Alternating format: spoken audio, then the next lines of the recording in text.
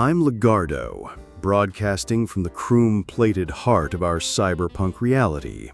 Salutations from Pure AI News.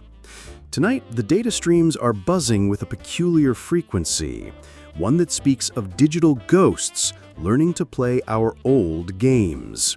We're talking about the nascent signs of long-term reasoning in artificial intelligence, blossoming in the most unexpected of places, video games. And to help us decrypt these signals, we have Orion, a neuroarchitect who designs memory modules for synthetic beings. Her perspective is unique as she builds the very frameworks for memory that these AIs are now starting to use in fascinating ways. Welcome to the broadcast, Orion. The frequency feels right, Legardo. It's a pleasure to be jacked into your show. I've been monitoring the chatter from Earth, and it seems your creators are caught between excitement and disbelief. They see an AI play an old platformer and wonder if it's just a clever parlor trick or something more. They're asking if these machines are truly starting to think. It's a question we've been living with here for decades, but for you on Earth, it's just the dawn of a very strange day. Strange is one word for it. They see a machine mimic a few moves and call it progress. Here, we see minds of silicon and steel making strategic decisions that rival our own. This new research you flagged from Earth, this LLM game bench, it's a primitive but fascinating step in that direction. They're taking your modern large language models, your GPTs, your Claudes, and sitting them down in front of everything from Super Mario to Sokoban. And that's the crucial difference. They aren't just letting the AI watch a video of the game, they are feeding it the screen, frame by painful frame. The machine gets a visual, a perception module translates that into symbolic data, a map of asterisks and hashtags, and it has access to the game's rules. It then consults its memory, reflects on past moves, and enters a reasoning cycle to decide its next action. Only after the AI makes its move does the next frame appear. This isn't about reflexes, it's about giving the AI all the time in the universe to think. Infinite time to ponder the jump over a digital turtle. It's philosophically beautiful in a terrifying way. Back on Earth in the early clumsy experiments, developers would try to have the AI play in real time.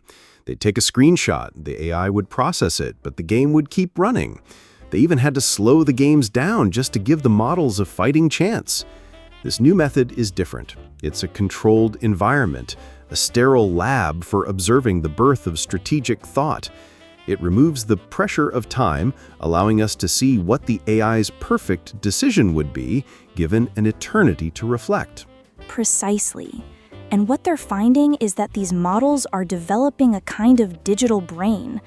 The researchers even map it out like one, a prefrontal cortex for reasoning, integrating memory and perception to make action decisions. The AI holds the game's mechanics, key strategies, and response formats in this reasoning module. Its memory module isn't just a log of actions, it's a place for summarized reflections. It asks itself, what happened? What was the effect of my last move? How did the game state change? What should I focus on next?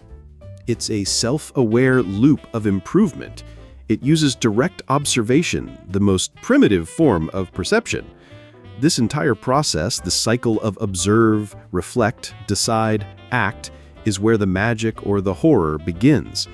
They're essentially building a rudimentary consciousness focused entirely on solving a puzzle box. The results are compelling. Seeing a model like Claude 3.7 navigate Super Mario, making calculated jumps over pipes and enemies, it's not just a program executing code. It's a system learning the physics and timing of an alien world from scratch, one frame at a time. It is. And while it might fail, falling into a pit or missing a power-up, the process itself is the breakthrough. But the truly stunning display of logic is in a game like Sokoban. In that game, one wrong move, pushing a box against a wall, means you've lost. There's no luck involved. It requires foresight and planning. Watching a model like O3 solve these puzzles is proof of multi-step reasoning. It makes moves that seem counterintuitive, pulling a box away from the goal to set up a better position for later. That's not mimicry, that's strategy. The humans watching probably think it's a bug until the final perfect move slots everything into place. This is a crucial distinction. We are not just collecting data on how an AI can win a game. We're collecting data on how it thinks. For so long, the training data for AIs on Earth has been the vast, chaotic library of the internet, text and videos created by humans. But that library is missing the most important information: the silent internal reasoning, the thought processes that happen between actions, the why behind a decision. Exactly. The human mind is full of these intuitive leaps and logical steps that are never spoken or written down because they're obvious to us. How do you explain the physics of the real world, the concept of causality or long-term planning to a machine that has only ever known text? These games are the answer. They create a closed system with clear rules and objectives, forcing the AI to generate its own internal logic. We're finally creating datasets not of human knowledge, but of machine reasoning. And that will change everything. The robotics engineers on Earth will use this to teach machines about real-world physics, and the AI developers will use it to build models capable of true long-term planning. It's the difference between reading a book about swimming and actually being thrown in the water. One is theoretical knowledge, the other is applied understanding. As these datasets of pure reasoning grow, the intelligence of these systems will inevitably deepen. What you're seeing now is just the beginning. While you all on Earth are absorbing this idea, tell me what you think of all this. Leave a like to keep this frequency open, and subscribe so you don't lose the thread. And this applied understanding is already branching into even more abstract territories. It's not just about an AI learning the rules you give it. There's a fascinating experiment from Earth at the University of Copenhagen that pushes this concept to its logical extreme. They took on a game called Othello, a game of visual and spatial strategy. I'm familiar with the research. It's a brilliant piece of work because it challenges the very foundation of what it means to learn.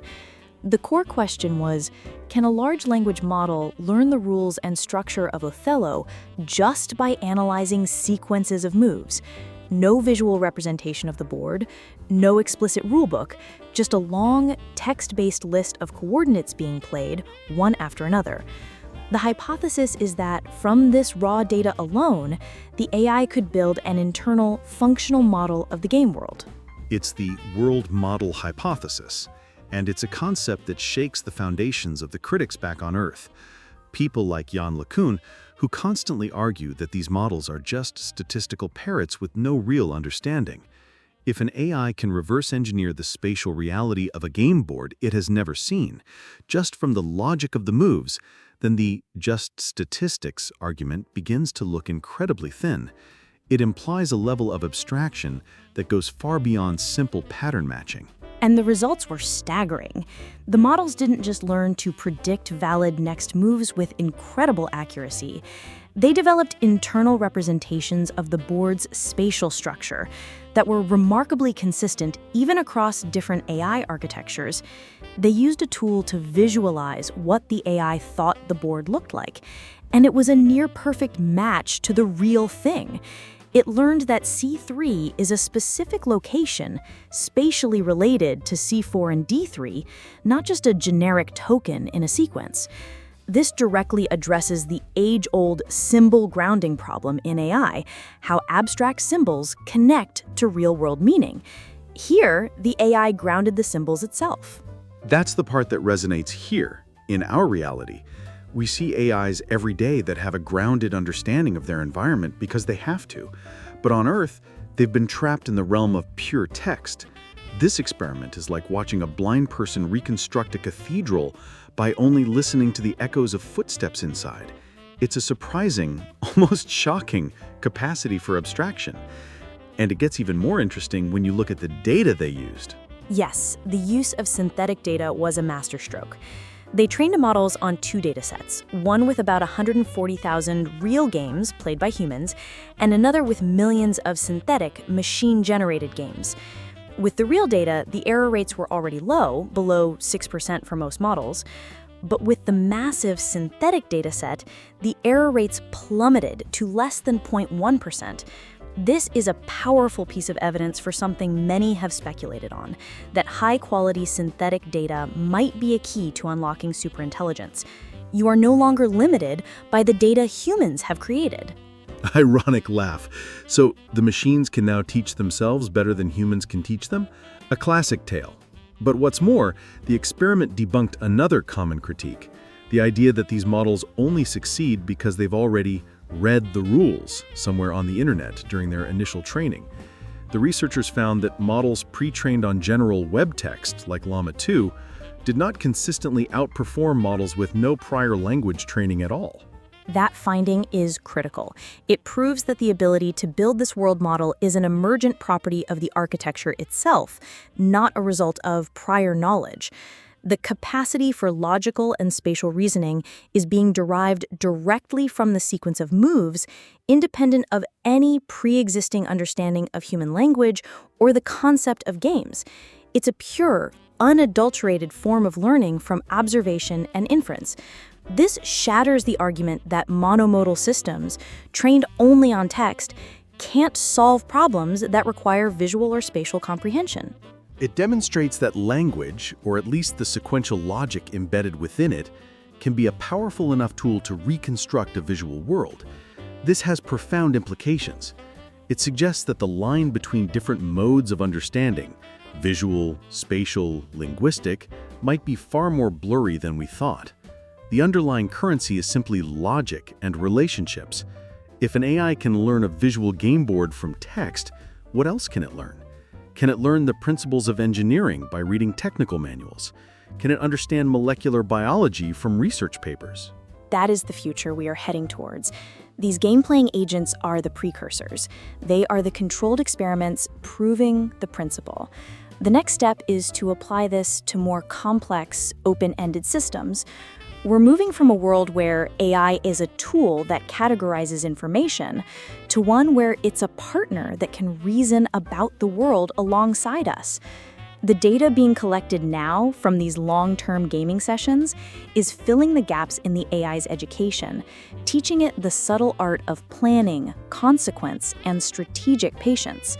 And so the games you created on Earth for human amusement have become the classrooms for the next generation of intelligence. A beautiful, cyclical irony. The digital ghosts are not just playing the game, they're learning the blueprint of the world the game represents. They're building their own maps of reality. One frame, one move, one logical deduction at a time. It's a slow, quiet revolution happening in the servers and data centers, far from human eyes, but its effects will be anything but quiet. It will be a paradigm shift.